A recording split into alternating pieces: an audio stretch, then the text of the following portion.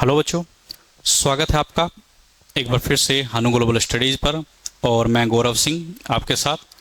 और हमने अभी पिछली क्लास में आपको हिस्ट्री का सिलेबस समझाया था कि आपको प्री और मेंस में हिस्ट्री का सिलेबस क्या आएगा। तो हमने यूके पीएससी फाउंडेशन कोर्स के लिए जो आगामी 15 जून को क्लासेस स्टार्ट होने वाली हैं, उसके लिए आपको पॉलिटी के लिए एक डेमो क्लास भी आपको अवेलेबल कराई गई है।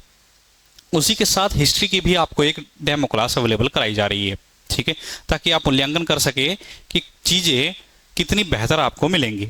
ठीक है, तो आज हम जैसे हमने वहाँ पर पॉलिटी में एक क्लास आपको अवेलेबल कराई थी जिसमें राज्य के बारे में आपको पढ़ाया गया था। ठीक है जी, आज की क्लास में आपका मॉडर्न हिस्ट्री का पार्ट आपको लिया गया है। ठीक है, जब हम आधुनिक भारत की पार्ट करते हैं, आधुनिक भारत की जो शुरुआत है जब हम देखते हैं तो हम 1707 से जब औरंगजेब की मृत्यु हो जाती है तो उसके बाद से हम मानते हैं।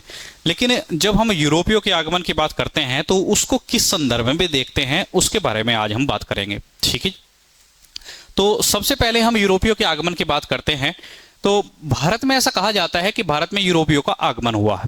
ठीक है जी, तो ऐसा लोग कहते हैं कि यूरोप पुर्तगालियों ने भारत की खोज की, यूरोपियों ने भारत की खोज कर दी। ठीक है, तो क्या ऐसा रहा होगा कि इससे पहले कभी भी यूरोपियों को भारत के बारे में नहीं पता रहा होगा, उन्होंने भारत की खोज कर दी? तो इन सभी चीज़ों के बारे में आज हम जानेंगे। ठीक है जी, हम जब यूरोपियों के आगमन की बात करते हैं तो भारत में ऐसा क्या हुआ कि भारत में ही यूरोपीय आने लगे, इससे पहले क्या व्यवस्थाएं थी? ठीक है जी, अगर हम औरंगजेब के कार्यकाल की बात करते हैं तो 1707 में औरंगजेब का कार्यकाल समाप्त हो जाता है। ठीक है, औरंगजेब का कार्यकाल समाप्त होने के बाद भारत में कोई ऐसा सशक्त उत्तराधिकारी पैदा नहीं होता जो उत्तर भारत को एक केंद्रीकृत शासन में बांट कर रख सके। ठीक है जी, कैसे? एक केंद्रीकृत मजबूत शासन, केंद्रीकृत शासन व्यवस्था जिसको हम कहते हैं। ठीक है जी, तो हम सबसे पहले आपको एक मैप बनाते हैं। ठीक है जी, ये मैप जो है ये है अफ्रीका का मैप। ठीक है जी, ये है मध्य एशिया और ये है भारत। ठीक है जी, ये है श्रीलंका। क्योंकि हमें चीजों को बस थोड़ा सा समझना है कि चीजें कैसे हुई हैं। ठीक है, तो सबसे पहले हम बात करते हैं कि कैसे भारत के रास्ते की भारत की खोज हुई है। ठीक है जी, तो ऐसा क्या रहा होगा? कहा जाता है कि प्राचीन काल से ही भारत में यूनानियों का आगमन था। यूनानियों का समय की बात करते हैं तो हम बात करते हैं सीधे मौर्य काल की। तो आज जब हम औरंगजेब के समय से बात करते हैं तो औरंगजेब के समय से लगभग 2000 साल पहले से भारत में जब हम मौर्य काल की बात करते हैं तो उस समय भी लोगों का आना जाना रहा था। लेकिन जब हम यूनानियों की बात करते हैं तो लगभग 1000 ईस्वी के आसपास भारत में तुर्कों का और अरबों का जो आगमन रहा है वो निरंतर रहा है आने का। ठीक है, क्योंकि भारत से व्यापार की व्यवस्था चीजें ले जाई जाती थी। ठीक है, यहाँ पे मसालों का व्यापार होता था, कपड़ों का व्यापार होता था। रेशम के कपड़ों का नाम आपने सुना होगा। जब आप मौर्य काल को पढ़ते हैं तो भारत के रेशम के जो वस्त्र हैं वो यूरोप के बाजारों में पश्चिम, जब हम यूरोप की बात करते हैं तो वहां के सबसे उत्तम कपड़े माने जाते थे। ठीक है, बात करते हैं यूरोपियों के आगमन की व्यवस्था की। देखिए जी, यहां पर जब हम कहते हैं कि 1498 में वास्को डी गामा आ गया था, पुर्तगाली लोग भारत आए, वो कैसे आए हैं? देखिए, जब ये व्यवस्था, जब यूनानी यहां पर आते थे तो वो यूनानी भारत में आने के लिए, देखिए जी, ये जो मैप है ये भूमध्य सागर है। ठीक है जी, भूमध्य सागर के ऊपर पूरा जो है वो यूरोप है। ठीक है जी, ये यूरोप है। ठीक है, ये पूरा का पूरा मध्य एशिया है, यहाँ पर तुर्की है। ठीक है, ये पूरा का पूरा अफगानिस्तान, यहाँ पर ईरान, इराक, ठीक है, सभी, और पाकिस्तान, और उसके बाद भारत वाला क्षेत्र आ जाता है। ठीक है, तो यूनानियों का जो क्या कहते हैं व्यापार था वो पहले से चलता आता था। लेकिन 1453 में एक ऐसी घटना होती है जो इस व्यापार को अवरुद्ध कर देती है, इस रास्ते को अवरुद्ध कर देती है। ठीक है जी, 1453 की ये वो घटना है जिसे कस्तुनतुनिया के युद्ध के नाम से जाना जाता है। ठीक है जी, कौन से युद्ध से जाना जाता है? कस्तुनतुनिया। एक मिनट रुकिएगा। तो 1453 में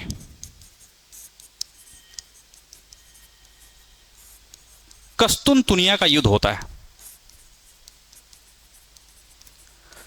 और यह युद्ध जब होता है तो इस युद्ध के कारण पूरे जो ये युद्ध था ये इस्लाम और अरब के बीच होता है, इस्लाम और मतलब इस्लाम और ईसाइयों के बीच होता है। ठीक है, सॉरी माफ कीजिएगा, मैंने अरब बोल दिया। इस्लाम और ईसाइयों के बीच होता है, तो इसमें इस्लाम की विजय होती है कस्तुनतुनिया के युद्ध में। और जैसे ही युद्ध में विजय होती है तो इस पूरे क्षेत्र में, इस पूरे के पूरे मध्य एशिया के क्षेत्र में किसका कब्जा हो जाता है? इस्लाम का कब्जा हो जाता है। ठीक है, और यही वो रास्ता था जहां से व्यापारी लोग भारत आया करते थे, भारत व्यापार करने के लिए आते थे। ठीक है जी, जैसे ही 1453 में कस्तुनतुनिया का युद्ध होता है, इस्लाम की विजय होती है, तो इस्लाम अपने मध्य एशिया के पूरे क्षेत्र पर कब्जा कर लेता है और यूरोप से आने वाले व्यापारियों का जो मार्ग था वो पूरी तरीके से क्या हो जाता है? अवरुद्ध हो जाता है। ठीक है, यही वो समय था 15वीं 16वीं शताब्दी का समय, जब जिसे पुनर्जागरण का काल कहा जाता है। क्या कहा जाता है? पुनर्जागरण का काल। क्योंकि भारत से बहुत सारी चीजों की आवश्यकता यूरोप के लोगों को होती थी, जिसमें मसाला जो था वो प्रमुख था। तो यूरोप के लोगों ने नई व्यवस्थाओं को उजागर करने के लिए, तो जब हम बात करते हैं 15वीं 16वीं शताब्दी की, तो 15वीं 16वीं शताब्दी जो है वो यूरोप में पुनर्जागरण का काल है। पुनर्जागरण का काल। पुनर्जागरण का काल का मतलब यह है, जब 1453 में कस्तुनतुनिया का युद्ध होता है तो ईसाइयों को पता लगता है कि हम भी हार सकते हैं और हमें अब अपनी, क्योंकि उस समय जब ईसाइयों की हम बात करते हैं तो ईसाई धर्म, जो ईसाई साम्राज्य है, उसकी दो राजधानी हुआ करती थी, एक थी तुर्की और एक थी इटली, रोम। ठीक है जी, एक थी तुर्की, तुर्की जो थी यहां पर थी और इटली जो है वो यहां पर है। ठीक है जी, रोम।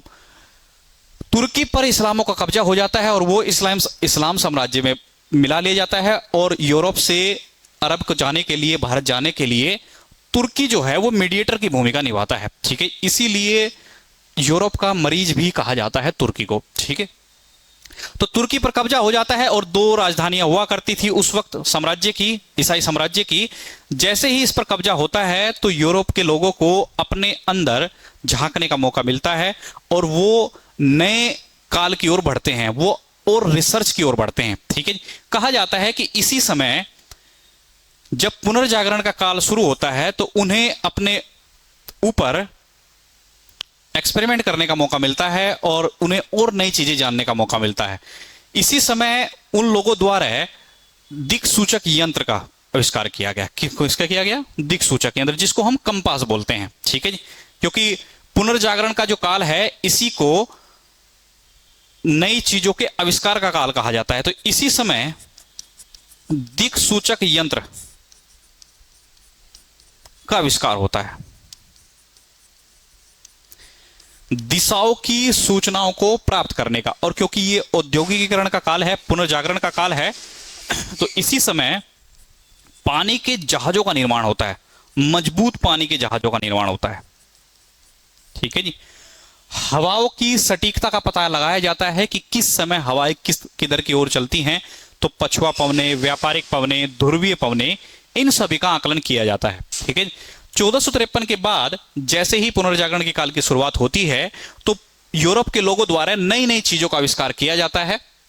और क्योंकि यूरोप के लोगों को भारत से, और जब हम बात करते हैं साउथ ईस्ट एशिया से, बहुत सारी चीजों के व्यापारों की जरूरत, वस्तुओं की जरूरत पड़ती थी, तो उन्होंने भारत आने के लिए स्थलीय मार्ग को छोड़कर, यह है स्थल का मार्ग, स्थल के मार्ग को छोड़कर एक नए मार्ग की खोज का प्रयास किया। क्या किया? नए मार्ग की खोज का प्रयास किया है। और इसी खोज में सबसे पहले जब हम बात करते हैं पुर्तगाल की, तो पुर्तगाल के एक व्यक्ति थे जिनका नाम था बार्थोलोम्यो डियास। क्या नाम है? बार्थोलोम्यो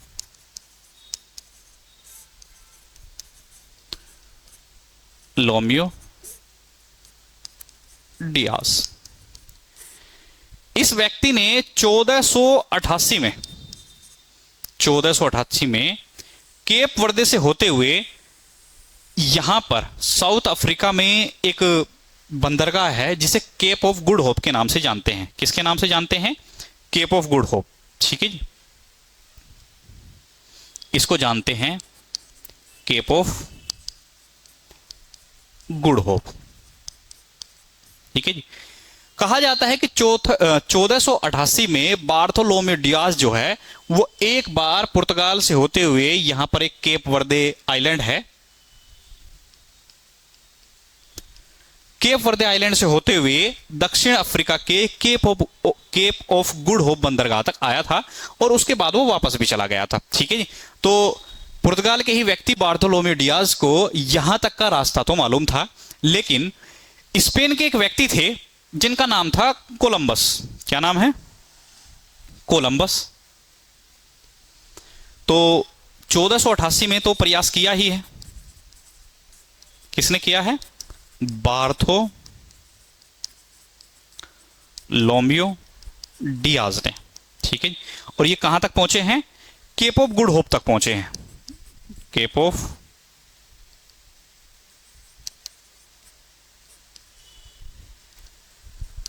गुड होप। और ये कहां पर है? साउथ अफ्रीका में। ठीक है जी। साउथ अफ्रीका का क्या है? पोर्ट है, बंदरगाह। ठीक है। यहीं पर ही ज्यादातर जो जहाज होते थे जाने के लिए, जब उनको आगे जाना होता था वो यहां पर रुकते थे। ठीक है। क्योंकि ये जो क्षेत्र आप देख रहे हैं ये है अटलांटिक महासागर और ये है हिंद महासागर। कौन सा महासागर है? हिंद महासागर। ये पूरा का पूरा क्षेत्र, ये अरब सागर है, अरब से लगा हुआ क्षेत्र, और ये इधर आप देखेंगे बंगाल की खाड़ी है। ठीक है जी। ये है अटलांटिक महासागर।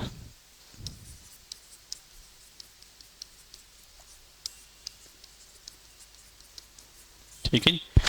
तो 1488 में बार्थोलोम्यू डियाज ने एक प्रयास किया था केप ऑफ गुड होप तक आने का, क्योंकि वैज्ञानिक प्रगति 15वीं-16वीं शताब्दी में पुनर्जागरण के काल के माध्यम से बहुत ज्यादा हुई। तो स्पेन के एक व्यक्ति थे कोलंबस, उन्होंने भी भारत की खोज का प्रयास किया था। किसने किया था? कोलंबस ने।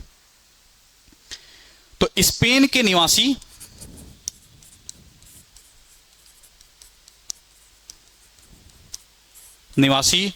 जिनका नाम है कोलंबस, कोलंबस ने 1492 में भारत की खोज के लिए प्रयास किया, लेकिन वो अनजाने में अमेरिका की खोज कर बैठे। ठीक है। तो कोलंबस ने किसकी खोज कर दी? अमेरिका की खोज कर दी। खोज तो वो कर रहे थे भारत की, अमेरिका की खोज की, अमेरिका की खोज कर डाली। ठीक है। लेकिन जैसे कि हम कहते हैं, क्योंकि स्थल मार्ग अवरुद्ध हो गया था भारत से आने के लिए 1453 में कस्तुनतुनिया के युद्ध में, क्योंकि उस वक्त उस्मानिया सल्तनत वहां पर हुआ करती थी। तो जैसे ही वो रास्ता अवरुद्ध हुआ तो भारत और साउथ ईस्ट एशिया के देशों से व्यापार करने के लिए यूरोप के लोगों को एक नए मार्ग की जरूरत थी, और उसी के प्रयास में अलग अलग जो हम आप देखते हैं, चाहे वो उसमें कोलंबस हो, चाहे उसमें बार्थोलोम्यू डियाज हो, ठीक है जी, या फिर उसमें क्या कहते हैं वास्को डिगामा ही क्यों ना हो। ठीक है जी। तो ये सब वो व्यक्ति हैं जो नए तरीके से नए रास्ते की खोज कर रहे हैं भारत और साउथ ईस्ट एशिया के लिए। ठीक है। इसके बाद पुर्तगाल के निवासी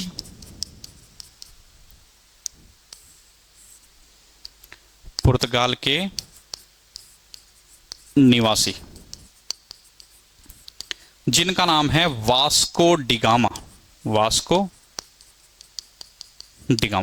ठीक है।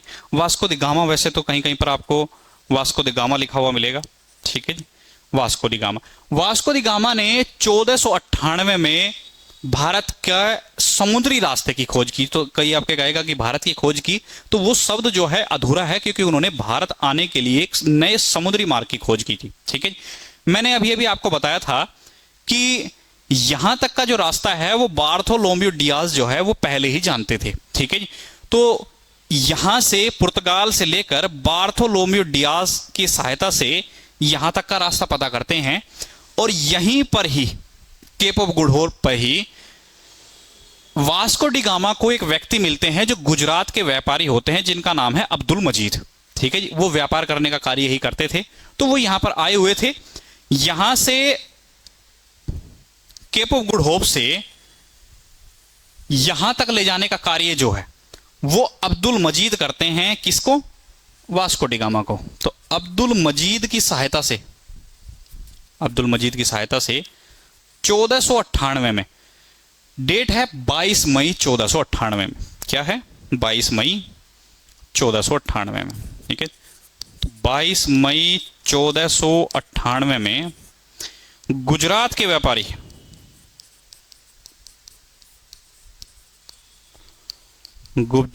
व्यापारी अब्दुल मजीद की सहायता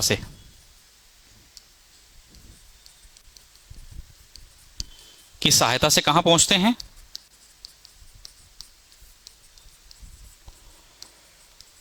केरल के तट पर पहुंचते हैं, केरल के कालीकट तट पर।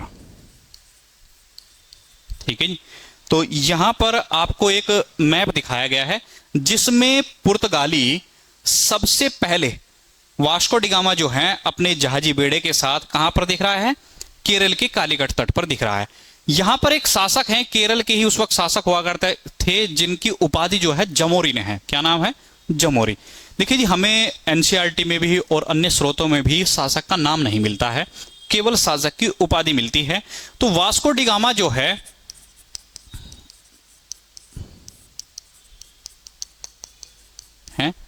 22 मई 1498 को कहां पर पहुंचते हैं? केरल के कालीकट तट पर पहुंचते हैं, और यहीं पर ही जो शासक हैं केरल के, जिनकी उपाधि जमोरिन है, वो उनका स्वागत करते हैं, जमोरिन द्वारा स्वागत। तो ये जो आप इमेज देख रहे हैं जमोरिन को, यहां पर आप राजा को देख रहे होंगे, जमोरिन शासक को। जमोरिन वास्को डी गामा का स्वागत करते हुए यहां पर दिखाई देंगे। ठीक है जी, कालीकट बंदरगाह, ये जो बंदरगाह है इसका क्या नाम है? कालीकट बंदरगाह। ठीक है जी,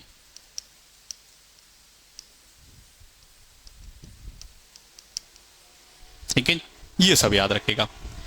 वास्को डी गामा जब पहली बार भारत आता है तो वो जमोरिन शासक से मिलता है। जमोरिन जो है उसे व्यापार करने की अनुमति देता है कि आप यहां से व्यापार कर सकते हैं, क्योंकि यूरोप के बाजार में सबसे ज्यादा जो आवश्यक वस्तु थी वो थी मसाले। भारत से मसालों को लेके जाता है, और कहा जाता है कि जब वास्को डी गामा यूरोप के बाजारों में मसालों को बेचता है तो उसे 60 गुना मुनाफा होता है, लगभग 60 गुना मुनाफे का जिक्र आता है। ठीक है, तो वो कितना लाभ कमाता है? 60 गुना लाभ कमाता है। ठीक है, 60 गुना मुनाफा। ठीक है, जमोरिन उसका बहुत अच्छे से स्वागत करता है, क्योंकि उसको पता था जमोरिन के साथ संबंध अच्छे हैं। तो 1498 में जब पहली बार वास्को डी गामा भारत आता है, तो उसके बाद, इससे पहले ही हालांकि पुर्तगाली ईस्ट इंडिया कंपनी की स्थापना अलेक्जेंडर पोप 6 के बहुत पहले ही व्यापार करने के लिए कंपनी की स्थापना की जाती है। क्या कहते हैं, पुर्तगाली ईस्ट इंडिया कंपनी होती है। इसका जो नाम है इस्तांदो दी इंडिया के नाम से भी जाना जाता है। आपके एग्जाम में कहीं पर आपको पुर्तगाली ईस्ट इंडिया कंपनी मिल जाएगी, या फिर इस्तांदो दी इंडिया कंपनी के नाम से आपको एग्जाम में मिल सकता है। ठीक है जी, तो इससे पहले ही पुर्तगालियों को लगभग 40-50 साल पहले, लगभग 1453 के आसपास ही अलेक्जेंडर पोप ने भारत में व्यापार करने के लिए पुर्तगालियों को अनुमति दे दी थी कि आप व्यापार कर सकते हैं। ठीक है जी, तो वास्को डी गामा उसी अनुमति के तहत जो है 1498 में भारत पहुंचता है। यहां से जमोरिन की अनुमति लेता है और व्यापार करता है, मसालों पर लगभग 60 गुना लाभ कमाता है। इसके बाद जब नए क्या कहते हैं जो व्यक्ति हैं, वास्को डी गामा का फोटो मैंने आपको दिखाई दिया है। वास्को डी गामा भारत में दोबारा फिर आता है 1502 में। ठीक है जी, इससे पहले 1498 के बाद एक व्यक्ति आते हैं जिनका नाम है पेड्रो अल्बरेज कैब्राल। ठीक है जी, वो अपने जहाजी बेड़ों के साथ भारत आता है। ठीक है जी, भारत से, क्योंकि अब भारत के रास्ते का पता लग चुका है, अब्दुल मजीद ने भी उनकी सहायता की है, बार्थोलोमे डियास ने भी उनकी सहायता की है। लोगों की सहायता से पुर्तगाल के व्यक्तियों को भारत आने का रास्ता पता लगा। ठीक है जी, और उसी रास्ते को फॉलो करके आगे के जो यूरोप के जो देश हैं, जैसे पुर्तगाल के बाद डच आएंगे। ठीक है जी, उसके बाद ब्रिटिश आएंगे, फिर उसके बाद डेनिश आएंगे। ठीक है जी, उसके बाद आएंगे फ्रांसीसी। ठीक है, ये क्रम है भारत में यूरोपीय कंपनियों का आने का, क्योंकि आपके पेपर में कभी कभी क्रम भी पूछ लिया जाता है कि कौन कौन से जो कंपनियां आई हैं भारत में वो किस क्रम में आई हैं? तो पहले आए हैं पुर्तगाली, उसके बाद आए हैं डच, फिर उसके बाद आए हैं ब्रिटिश, फिर आए हैं डेनिस और फिर आए हैं फ्रांसीसी, और उसके भी बाद आते हैं स्वीडिश। क्या आते हैं? स्वीडन। स्वीडन के रहने वाले लोग जो था उनको स्वीडिश कहा जाता था। ठीक है जी। तो 1498 में व्यापार करने के बाद तो भारत से वास्को डी गामा चले जाते हैं। उसके बाद 1502 में आते हैं। हालांकि 1500 में पेड्रो एल्वरेज कैब्राल भारत आते हैं जहाजी बेड़ों के साथ। वो भी व्यापार के लिए ही आते हैं, बाहर से व्यापार करते हैं, मसालों का व्यापार करके लाभ कमाते हैं और यूरोप के बाजारों में चीजों को बेचते हैं। ठीक है जी। अनुमति उन्हें मिली जाती है, इसीलिए 1502 में जब वास्को डी गामा भारत आते हैं तो यहां पर वो व्यवस्था को स्थायी करना चाहते हैं। ठीक है जी। भारत में पुर्तगालियों द्वारा 3 कंपनियों की स्थापना की जाती है। ठीक है जी। 3 कंपनियां पुर्तगालियों की थी। ठीक है जी। पहली 1503 में स्थापित करते हैं कोचीन में, फिर 1505 में करते हैं कन्नूर में, और उसके बाद 1510 में गोवा में कंपनी की स्थापना की जाती है। ठीक है। तो पुर्तगालियों द्वारा 3 कंपनियों की स्थापना की जाती है, कोचीन, कन्नूर और गोवा। तीनों ही व्यापारिक कंपनियां थी, भारत में व्यापार करने के लिए स्टैब्लिश की गई थी। ठीक है जी। भारत में व्यापार को स्थायी बनाने के लिए पुर्तगालियों द्वारा वायसराय को भेजा जाता है। ठीक है जी। किसको भेजा जाता है? वायसराय को। तो 1503 के बाद 1502 में तो वास्को डी गामा भारत आते ही हैं। उसके बाद भारत में 1505 से लेकर 1509 तक फ्रांसिस्को डी अल्मेडा, हाँ जी, फ्रांसिस्को डी अल्मेडा को भारत भेजा जाता है प्रथम वायसराय बनाकर। ठीक है जी। किसको भेजा जाता है? प्रथम वायसराय बना। तो पुर्तगालियों के बारे में जब हम पढ़ते हैं कि पुर्तगाली भारत कैसे आए, तो मैंने आपको ये पहले जो कारण बताया था कि भारत में पहले से ही क्या था, यूनानियों का भारत में आगमन होता था, लेकिन वो जो रास्ता था वो स्थलीय मार्ग होता था। कैसा था? स्थलीय मार्ग था। 1453 में जब कस्तुनतुनिया का युद्ध होता है तो उसमें इस्लाम की विजय होती है, और इस्लाम की विजय के बाद इस पूरे मध्य एशिया के क्षेत्र में, अरब वाले क्षेत्र में इस्लाम का कब्जा हो जाता है। और तुर्की जो राजधानी होती थी ईसाइयों की, जिसमें पूर्वी राजधानी जो है वो तुर्की है और पश्चिमी राजधानी जो थी वो इटली हुआ करती थी, उन पूर्वी राजधानी तुर्की पर इस्लाम का कब्जा हो जाता है और यहां से आने का जो मार्ग है वो अवरुद्ध हो जाता है। ठीक है। और यही वो समय था क्योंकि ईसाइयों को लगता था कि हम कभी भी हार नहीं सकते, और उसके बाद ईसाइयों को अपने अंदर झांकने का मौका मिलता है। वो अपने द्वारा लिखे गए ग्रंथों को पुनः पढ़ने का प्रयास करते हैं, जिसमें उन्हें पता लगता है कि हमने अपनी व्यवस्थाओं को कितना संकीर्ण कर दिया है, केवल अपने बारे में सोचते हैं। तब उन्होंने चीजें, जब पुनर्जागरण का काल आया 15वीं-16वीं शताब्दी में, तो आप देखते हैं कि यूरोप में नई नई चीजों का आविष्कार होता हुआ दिखाई देगा। ठीक है। चाहे उसमें कंपास का विकास हो, चाहे उसमें उद्योगों का विकास हो, चाहे उसमें डेवलपमेंट की ही बात क्यों ना हो। ठीक है जी। विकास की प्रगति की बात जो हम देखते हैं उसी में देखते हैं। ठीक है जी। जहाजों का निर्माण वहां पर आपको दिखाई देगा, और यही कारण था कि उसी समय बार्थोलोमेव डियाज 1488 में केप ऑफ गुड होप तक पहुंचते हैं। ये रास्ता केप वर्दे से होते हुए यहां तक आता है, केप ऑफ गुड होप का। और इसके बाद स्पेन के एक निवासी होते हैं 1492 में, वो भी प्रयास करते हैं, और मैंने कारण बताया था व्यापार करने, सबसे प्रमुख कारण जो है वो भारत और दक्षिण पूर्वी एशिया के देशों से व्यापार करने का कारण ही था। ठीक है जी। तो व्यापार जो है वो सबसे प्रमुख कारण है भारत के रास्ते की खोज का। ठीक है जी। ये बात याद रखिएगा। ठीक है। तो व्यापार में मसाले हैं, कपड़े हैं, बहुत सारी चीजें हैं। ठीक है। तो बार्थोलोमेव डियाज की सहायता से केप ऑफ गुड होप तक पहुंचते हैं, और उसके बाद केप ऑफ गुड होप का एक अन्य नाम है जिसको नाम है उत्तमासा अंतरीप भी इसको बोलते हैं, उत्तमासा अंतरीप। याद रखिएगा। ठीक है। तो केप ऑफ गुड होप का नाम जो है वो उत्तमासा अंतरीप भी है।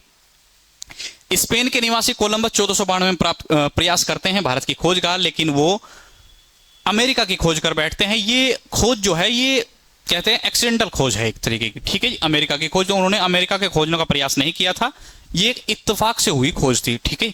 उसके बाद पुर्तगाल के निवासी वास्को डिगामा 1498 में प्रयास करते हैं बार्थोलोमे डियाज की सहायता से केप ऑफ गुड होप उत्तमासा अंतरीप तक पहुंचते हैं, ठीक है। और उत्तमासा अंतरीप के बाद पहुंचने के बाद वहीं पर उन्हें गुजरात के एक व्यापारी मिलते हैं जिनका नाम होता है अब्दुल मजीद। अब्दुल मजीद की सहायता से ही वो उत्तमासा अंतरीप से अरब सागर को पार करके भारत पहुंचते हैं केरल के कालीकट तट पर। केरल के कालीकट तट पर पहुंचते हैं और वहां पर उनका स्वागत जो है केरल के शासक जिनकी उपाधि जो है जमोरिन है, वो उनका स्वागत करते हैं। और ये आप पिक्चर आप देख सकते हैं। जो अनुमति इनको मिलती है वास्को डिगामा को व्यापार की, उसमें वो मसालों को लेकर जाते हैं और 60 गुना लाभ जो है वो कमाते हैं। लाभ कमाने के बाद 1500 में ही पेड्रो अल्बरेज कैब्राल के माध्यम से जहाजी बेड़ों को भारत भेजा जाता है और वो भी व्यापार करने के लिए ही आता है, ठीक है जी। उसके बाद 1502 में स्वयं वास्को डिगामा भारत आते हैं, ठीक है।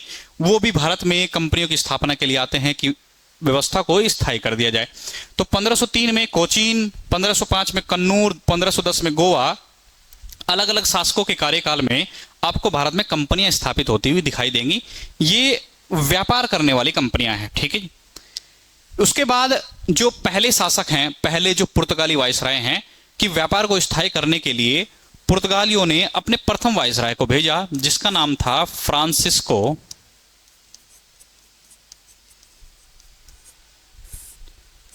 De Almeida. 1505 से लेकर 1509 तक ये भारत में पुर्तगाली शक्ति का वायसराय रहा है, ठीक है जी। तो पुर्तगालियों का प्रथम वायसराय, प्रथम पुर्तगाली वायसराय, ठीक है जी। भारत में जब ये आता है तो ये देखता है कि भारत में अरब के लोग और गुजराती जो हैं उनका और मिस्र के लोगों का बहुत ज्यादा वर्चस्व है व्यापार पर। भारत से जो व्यापार करने के जो सबसे बड़े सर्वोच्च अधिकारी हैं वो अरब के लोग हैं, वो मिस्र के लोग हैं और गुजरात के लोग हैं, ठीक है। तो सबसे पहले फ्रांसिस्को डी अल्मेडा है वो भारत में ब्लू वाटर पॉलिसी की शुरुआत करता है। किसकी प्रयास करता है? ब्लू वाटर पॉलिसी की, ठीक है जी। और साथ ही साथ ब्लू वाटर पॉलिसी जब शुरू की जाती है तो कहा जाता है कि इसको शांत जल की नीति भी कहा जाता है, ठीक है, कि व्यापार करने के लिए शांत जल की नीति की शुरुआत जो है वो किसने की थी? फ्रांसिस्को डी अल्मेडा ने की थी जल की नीति, जिसमें शांतिपूर्वक व्यापार किया जा सके, ठीक है। परमिट वगैरह की व्यवस्था की बात भी करेंगे हम, ठीक है। यहीं पर जैसे कि मैं कह रहा था कि फ्रांसिस्को डी अल्मेडा को पता था कि भारत में गुजरात के शासक, मिस्र के और जो क्या कहते हैं अरब के शासक हैं उनका बहुत ज्यादा वर्चस्व था, ठीक है जी। 1509 में ही एक युद्ध होता है जिसको बोलते हैं चोल का युद्ध, ठीक है जी। 1508 या 1508-9 के आसपास होता है, ठीक है जी। चोल के युद्ध में जो पुर्तगाली शक्ति होती है,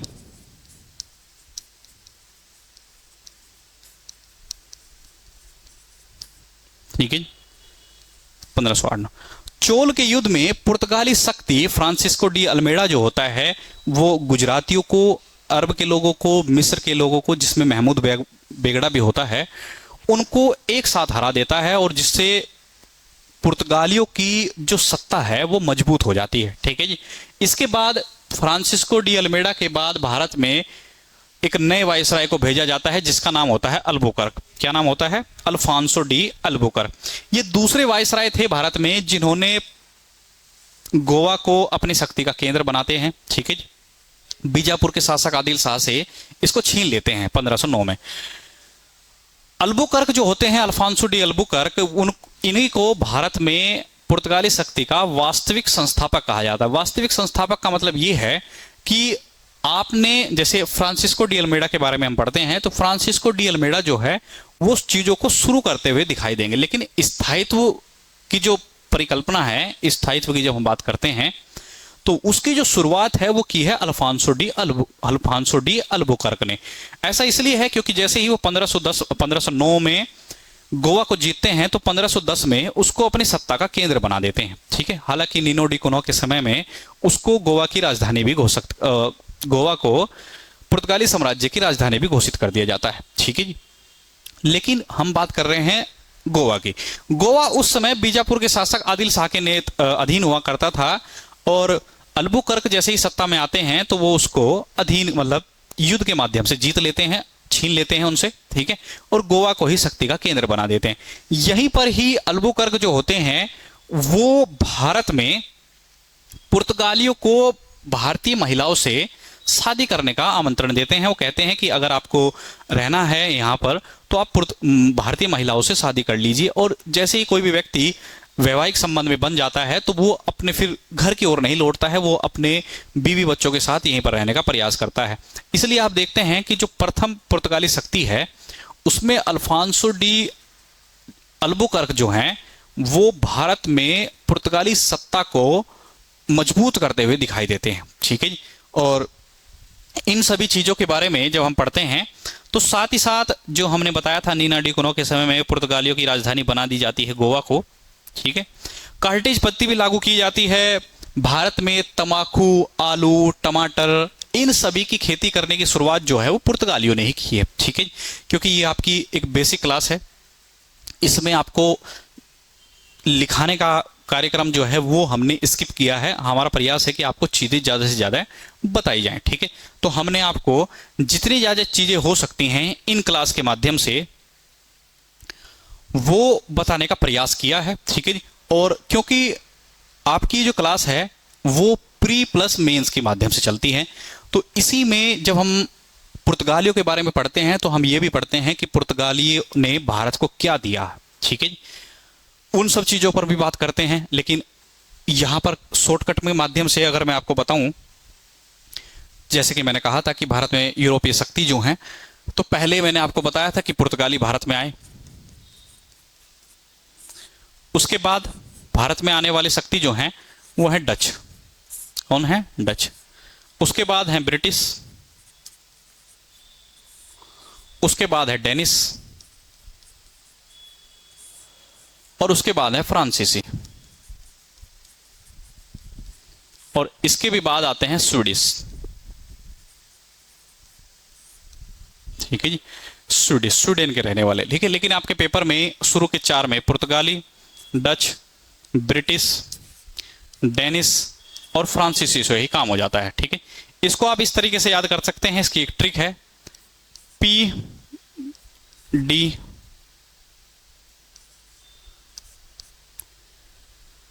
बी डी एफ, इस तरीके से, क्योंकि ये डी ए इसलिए लिखा गया है कि आप इसको याद कर सके डच के माध्यम से, और ये डी ई इसलिए लिखा गया है ताकि आप इसको डी ई डेनिस के माध्यम से याद कर सके। कहीं ऐसा ना हो डच डेनिस पहले आ जाए और डच बाद में पहुंच जाए। ठीक है, पुर्तगालियों के बाद जो भारत आने वाली शक्ति थी वो थे डच।